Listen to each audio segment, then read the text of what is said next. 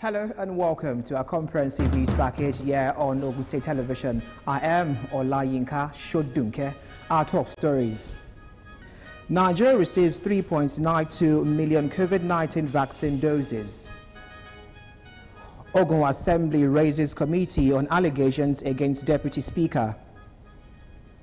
Nigeria's external reserves dropped by $1.1 billion. Fresh calls for New York governor's resignation over harassment claims. You learn more from failure than from success. On the sports segment of the news tonight, CAF President's appeal begins at Court of Arbitration for Sports. These and many more later.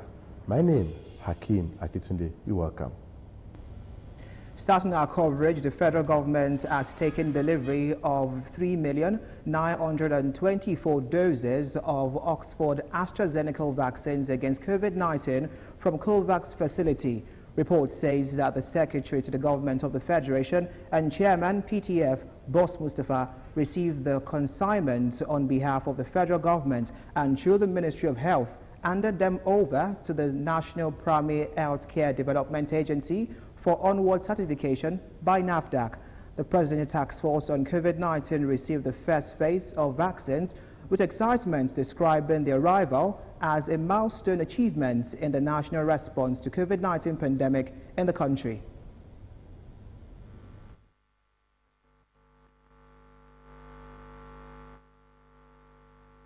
I would urge, at the time of vaccination and deployment, if you fall into the category that will be vaccinated, make yourself available.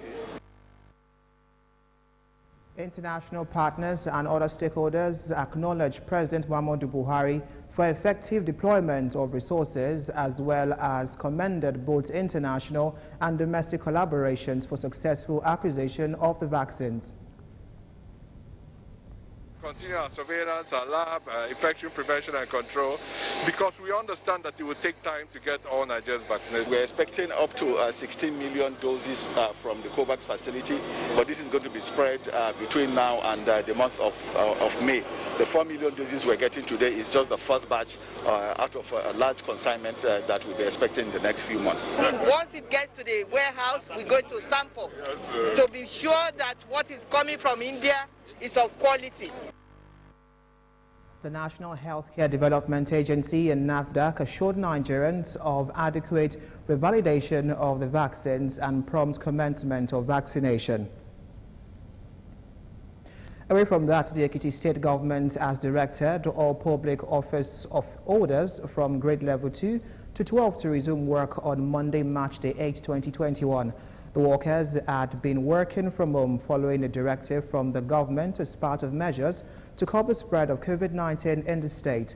A statement issued on Tuesday by the head of service, Beju Babafemi, directed the workers to resume fully, adding that they are to maintain the COVID-19 protection protocols. However, all officers are to continue to take personal responsibility for their health, including proper use of masks, regular hand washing and sanitizing, as well as social distancing. Now, whatever that can be done to make the state more conducive for investors will be done by the administration in Ogun State, as it is an investor-friendly government. The governor of Ogun State, Prince Dapo Abiodun, made the submission while receiving the management of Mikano International Limited in his office. Governor's office correspondent Tunde Laniran reports. The vision of the current administration in Ogun State is to create a focused and qualitative governance while creating the enabling environment for a public-private sector partnership, which is fundamental to the economic growth of the state and individual prosperity of the people. To achieve this, the current administration established various agencies and policies, including the establishment of the State Enterprise Development Agency to strengthen small and medium-scale enterprises and boost their capacity. The Ogun State Investment Promotion Agency was also set up to provide a one-stop shop and eliminate unnecessary delay in processing necessary documents, while the Public-Private Sector Partnership Office has also been established to ensure that the state has a template, transparent and accessible. All these are fast-yielding fruits, with Meccano International Limited seeking to spread its business tentacles in the state. We are looking also to get another land. Business-friendly administration. And assure you that this administration is an investor-friendly administration. As a matter of fact, our vision is very specific and targeted towards bringing in investors and creating an enabling environment for investors in the state. He stressed that administration are aimed at making living and doing business in the state a pleasurable one. Get our attention. We will look forward to partnering with you. The rest assured about that. Again, like I said, anything that we can do to make the state more conducive to people like yourself, the rest assured that we'll do that. And we started by, what we did was, we encapsulated our developmental pillars around an acronym we called SHARE, which is I for infrastructure, S for social well-being and welfare, E for education, Y for youth empowerment and job creation, and A for agriculture. So that is how we see our developmental plan in the state. And what will concern you most is the infrastructure. I'm sure you are coming working on the Shagamu to the Expressway. What you saw there, we are doing across the length and breadth of the state. The company presented the state government with cartons of disposable face masks and a brand new pickup vehicle assembled in their factory in Ogun State. Tunde Olaniro, OGTV News. Ogun State House of Assembly has constituted another committee to investigate allegations of gross misconduct levied against the Deputy Speaker, Oludare Kadiri, while these findings within 72 hours in line with the Assembly's standing order. The Speaker, Right Honorable Olakunle Oluomo, who presided Suvi Sheriff as the committee are Bashiru Abdul, Bolanle Ajayi, Adeyemi Ademuyiwa, Mudupe Mujota, while the Director of Committee of the Assembly, Mr. Temitokpe Okon, would serve as Secretary.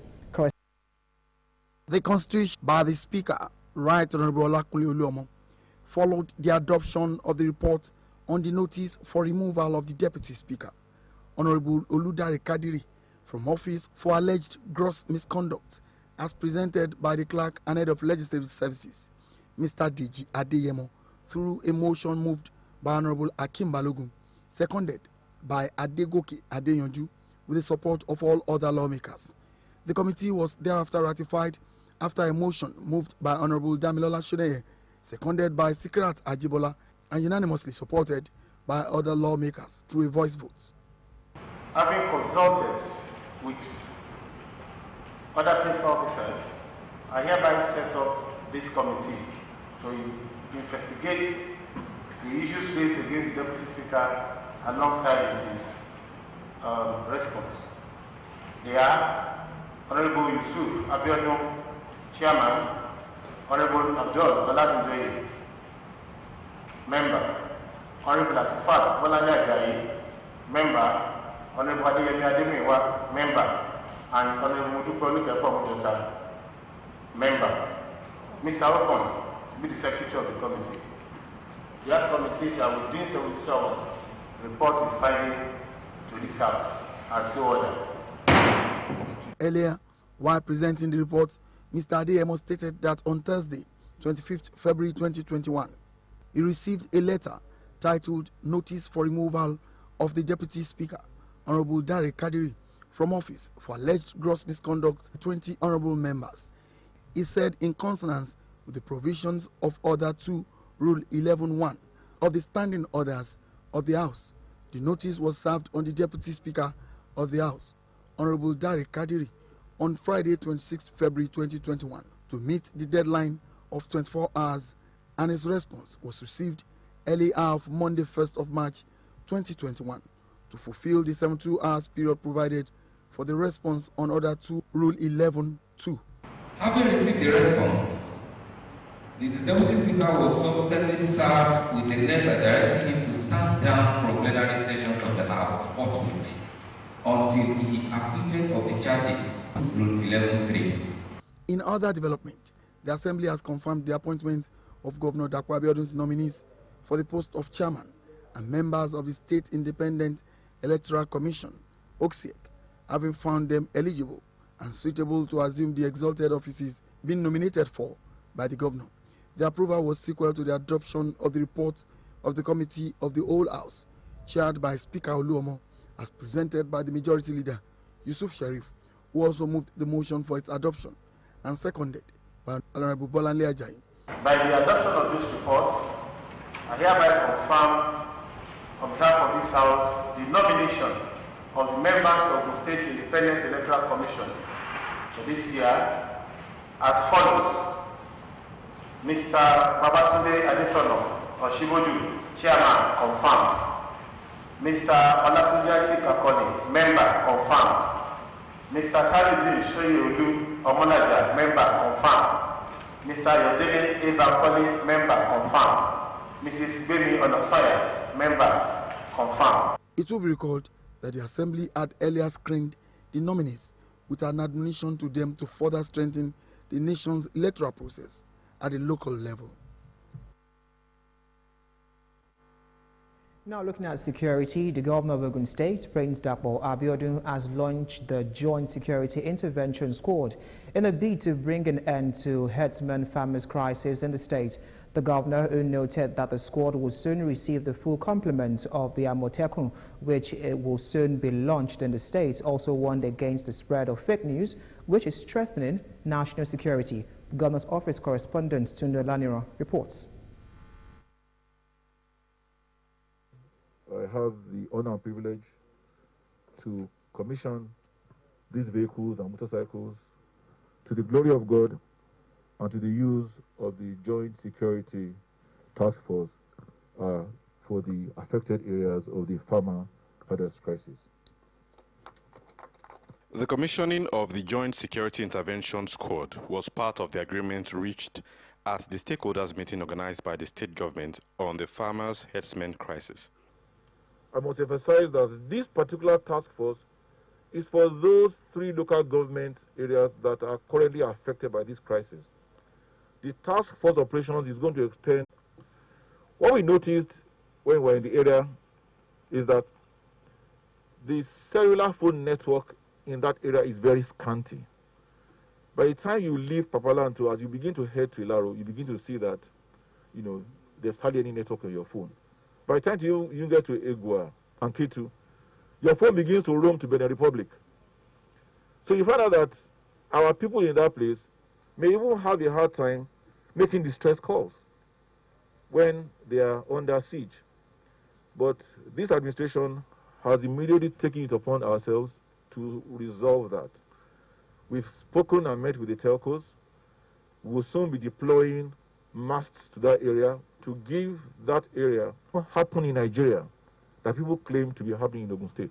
We're working with our Ministry of Justice to ensure that we have a law in place that provides for punitive, very against people that are caught propagating the peace of our country. The provision of the security equipment is just the first batch of many to come, according to Prince Abiodun.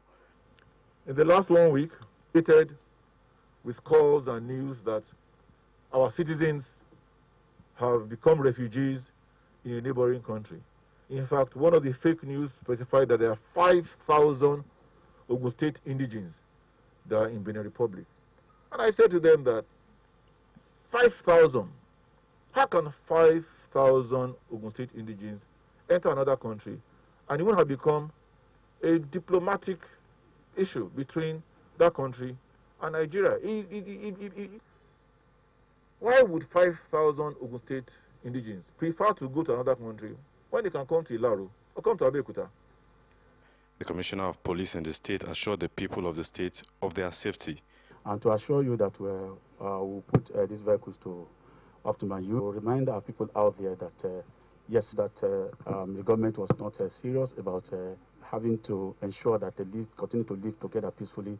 At least with this intervention, they can rest assured that the government is serious. Other resolutions at the stakeholders meeting that has already been implemented include the Peacekeeping Committee as well as distribution of palliative to victims of the conflict.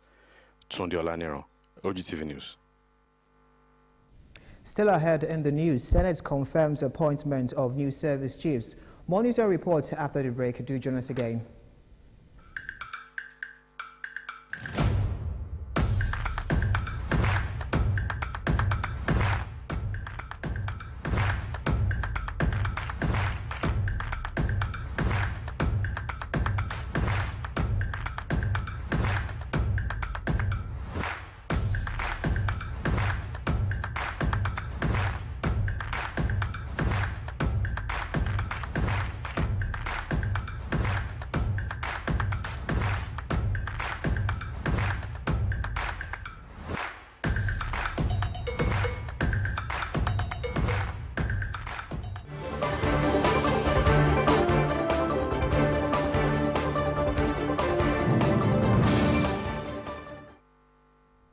Staying with security, the National Security Advisor, retired Major General Babagana Munguno,